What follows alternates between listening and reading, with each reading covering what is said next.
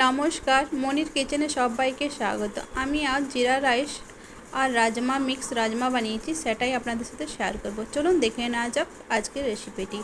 এই দেখুন, রাজমা, রমা আর একটু মুগ আমি ভালো করে ভিজিয়ে নিয়েছি, কাল রাতেই 6 থেকে 7 ঘন্টা তখন ভিজিয়ে নিয়েছিলাম।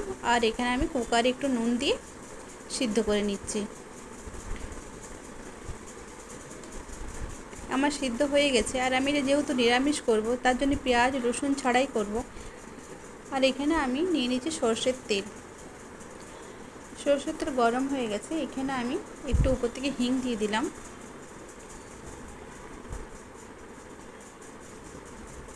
আর এই রাজমাটা খেতে দারুণ হয়েছিল।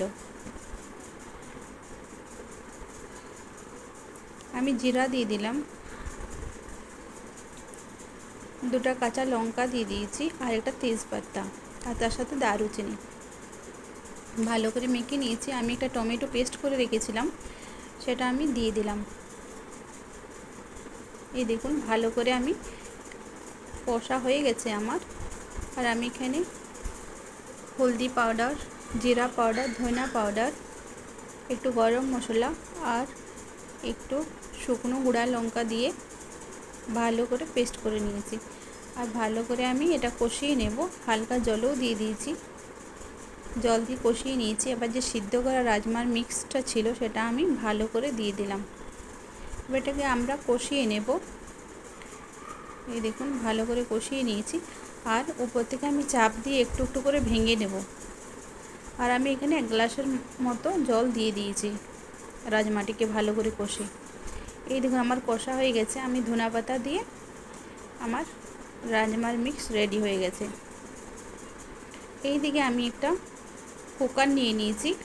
কুকারে আমি 1 চামচ থেকে একটু বেশি ঘি নিয়ে নিয়েছি, যেহেতু আমি জিরা রাইস বানাবো। এই দেখুন, ঘি নিয়ে নিয়েছি আর জিরা, একটা তেজপাতা, একটা দারচিনি আর 2 চামচ আমি জিরা দিয়ে দিয়েছি। কি যেহেতু জিরা রাইস বানাবো, তাই জিরাটা একটু বেশিই দিয়েছি।